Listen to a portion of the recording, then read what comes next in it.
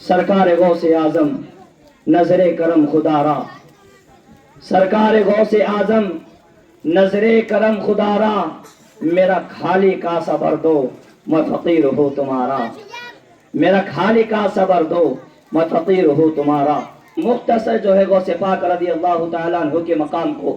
آپ لوگوں کے سامنے بیان کرتا ہوا چلو کہ غوث پاک رضی اللہ تعالیٰ عنہ کی شان اور مقام تو یہ ہے کہ وہ خود فرما رہے ہیں وَلَوْ أَلْقَيْتُ سِرِّي فَوْقَ مَيْتٍ لَقَامَ بِقُدْرَةِ الْمَوْلَى تعالی، کہ اللہ تعالیٰ نے وہ مجھے مقام عطا فرمائے ہے، اللہ تعالیٰ نے وہ مجھے عزت عطا فرمائی ہے۔ اگر میں نے اپنا راز میت کے اوپر ڈال دیا تو وہ بھی اس راز کی وجہ سے زندہ ہو جائے۔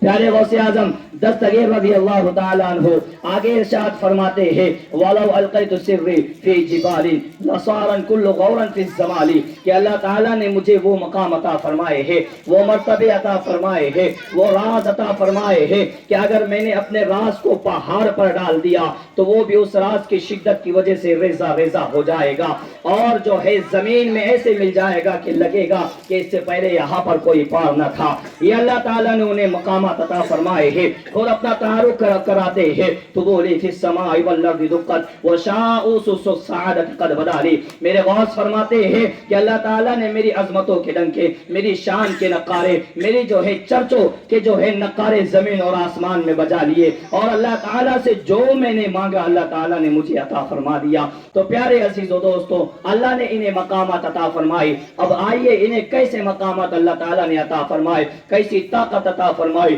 کیسی قوت عطا فرمائی کہ غوث اعظم رضی اللہ تعالیٰ عنہ بچوں کو جو ہے علم سے آراستہ و پیراستہ کر رہے ہیں، بچے جو ہے علم حاصل کر رہے ہیں۔ غوث پاک رضی اللہ تعالیٰ عنہ بڑی کتابیں اور فقہ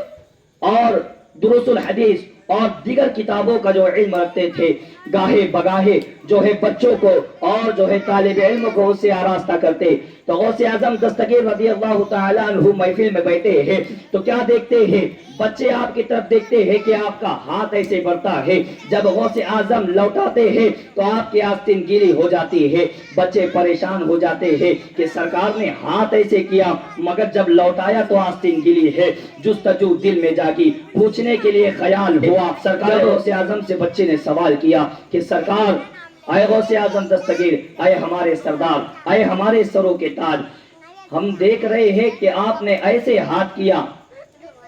مگر جب لوٹایا تو آپ کی آستین گلی ہے، نہ یہاں پر بارش ہو رہی ہے، نہ یہاں پر پانی ہے، نہ یہاں پر کوئی شے ہے جو آپ کی آستین کو گیلی کر دے۔ غوث اعظم دستگیر نے فرمایا کہ بیٹا ابھی تم نہیں سمجھو گے۔ وقت گزرا، غوث پاک رضی اللہ تعالیٰ عنہ بچوں کو سبق دے رہے ہیں۔ وقت گزرتا ہے تو کیا دیکھتے ہیں کہ چند لوگ بھاگتے ہوئے آتے ہیں اور نعرے لگاتے ہیں یا شیخ عبد القادر جیلانی، یا شیخ عبد القادر جیلانی، یا شیخ عبد القادر جیلانی، یا شیخ عبد القادر جیلانی۔ آپ نے کرم کر دیا، آپ کی نظر کرم ہو گئے۔ ذرا غور سے سنیے، وہ لوگ دوڑتے ہوئے آتے ہیں۔ غوث پاک نے جو ہے سوال کا جواب نہیں دیا۔ بچے جو ہے جستجو میں ہے، بچے پریشان ہے کہ عالم کیا ہے کہ ابھی غوث پاک نے ہاتھ بڑھایا اور جو ہے آستین گلی ہے۔ چند تھوڑا وقت گزرتا ہے کہ لوگ دوڑتے ہوئے آتے ہیں اور عبد القادر کے نعرے لگا رہے ہیں، غوث اعظم دستگیر کے نعرے لگا رہے ہیں۔ کوئی ہاتھ چوم رہا ہے، کوئی قدم چوم رہا ہے۔ بچے جو ہے اٹھنے کے بعد ان سے سوال کرتے ہیں کہ ماجرا کیا ہے، تو وہ کہتے ہیں کہ ہم بھور میں پھنسے ہوئے تھے، ہم جو ہے ہماری کشتی ہچکورے کھا رہی تھی، ہم سمندر کی تہ میں پھنسے ہوئے تھے۔ عالم یہ تھا کہ ہماری کشتی ڈوبنے لگی تھی مگر ہم غوث پاک کو ماننے والے تھے، مگر ہم غوث پاک سے عقیدت رکھنے والے تھے، ہم اللہ کے اس ولی کے دربار پر جو ہے ناز کرنے والے تھے۔ ہم نے جو ہے ان کے دیار میں اپنے آپ کو بیچ دیا۔ جب ہمارے ذہن میں خیال آیا کہ جو ہے بغداد میں ایک ایسا اللہ کا ولی رہتا ہے، اگر کوئی نام لے لے تو اللہ اس کی کشتی کو پار لگاتا ہے، تو ہم نے جو ہے نعرہ بلند کیا یا شیخ عبد القادر جیلانی المدد، یا شیخ عبد القادر جیلانی المدد، یا شیخ عبد القادر جیلانی المدد۔ جیسے ہی ہم نعرے لگا رہے تھے غوث پاک کا ہاتھ آیا اور ہماری کشتی کو پکڑ کر سائڈ میں کر دیا اور ہمیں کنارے پر لگا دیا۔ تو ہم جو ہے عبد القادر کا نعرہ لگاتے لگاتے یہاں پہنچ گئے۔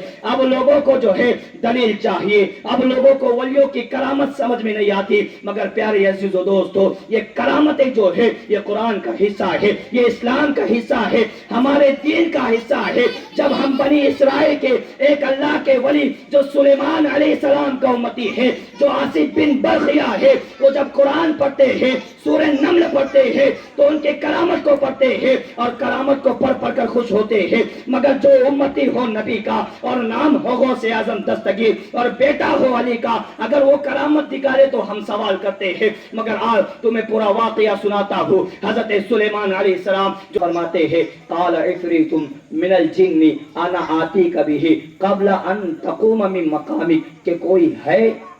جو اس تخت کو میری بارگاہ میں لے کر آ جائے۔ کیسا تخت ہے؟ 80 گز لمبا، 80 گز چوڑا اور کئی ٹنوں کا، کہ جسے 40 طاقتور آدمی ہلا نہ سکے۔ سلیمان علیہ السلام جب کہتے ہیں کہ اسے میری بارگاہ میں مجلس برخاست ہونے سے پہلے کون لائے گا، تو ایک جن کھڑا ہوتا ہے، قال عفریت من الجن انا آتیک بہ قبل ان تقوم من مقام، کھڑا ہوتا ہے، اے ہمارے سرکار، اے ہمارے سردار، اللہ تعالیٰ نے مجھے وہ طاقت دی ہے کہ آپ کی مجلس برخاست ہونے سے پہلے میں وہ تخت جو 1 مہینے کی مسافت پر ہے اور کئی ٹنوں کا ہے، میں مجلس ختم ہونے سے پہلے تمہارے قدموں میں لا کر رکھ دوں گا۔ حضرت سلیمان علیہ السلام نے کہا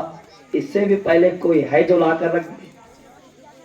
ہے کوئی اس سے بھی پہلے جو لا کر رکھے؟ قال الذی عنده علم من الکتاب، ایک جن کھڑا ہوتا ہے، ایک اللہ کا ولی، ایک صحابی جس کا نام آصف برخیا ہے، کھڑا ہوتا ہے، قال الذی عنده علم من الکتاب، جس کے پاس کتاب کا علم ہے، توریت، زبور، جو بھی ہو، زبور ان کے زمانے میں تھی جو حضرت داؤد علیہ السلام پر نازل ہوئی، تو زبور کا علم جاننے والا ایک شخص جو صحابی ہے حضرت سلیمان علیہ السلام کا، کھڑا ہوتا ہے، کہتا ہے قال الذی عنده علم من الکتاب انا آتیک بہ قبل ان یرتد الیک طرفک، اے ہمارے سرکار اگر آپ حکم دے تو آپ کی پلک جھپکنے سے پہلے میں وہ تخت آپ کے قدموں میں لا کر رکھ دوں گا۔ کون کہہ رہا ہے؟ سلیمان علیہ السلام کا امتی جو صحابی ہے سامنے بیٹھنے والا اور ولی ہے بنی اسرائیل کا، اور کیا کہہ رہا ہے؟ انا آتیک بہ قبل ان یرتد الیک طرفک، جو ہے آپ کا جو ہے پلک جھپکنے سے پہلے میں آپ کے قدموں میں جو ہے وہ تخت لا کر رکھ دوں گا۔ حضرت سلیمان علیہ السلام نے کہا کہ تمہیں اجازت ہے، جیسے سلیمان علیہ السلام اسے حکم دیتے ہیں کہ لے کر آ جاؤ، تو انا آتیک بہ قبل ان یرتد الیک طرفک، جیسے ہی وہ حضرت سلیمان علیہ السلام اپنی آنکھوں کو کھولتے ہیں تو کیا دیکھتے ہیں کہ بلقیس کا تخت آپ کے قدموں میں پڑا ہوا ہے۔ حضرت سلیمان علیہ السلام فرماتے ہیں یہ میرے رب کا فضل ہے، یہ میرے رب کی عطا ہے کہ اللہ تعالیٰ نے میرے ادنا سی امتی کو یہ طاقت دیا ہے۔ تو پیارے عزیز و دوستو، جو حضرت سلیمان علیہ السلام کا امتی ہے اور زبور کا علم اس کے پاس ہے، اگر اللہ اسے اتنی طاقت دے دے کہ وہ آنے واحد میں 1 مہینہ مسافت کی سفر پر، جو کہیں کفلوں کے اندر،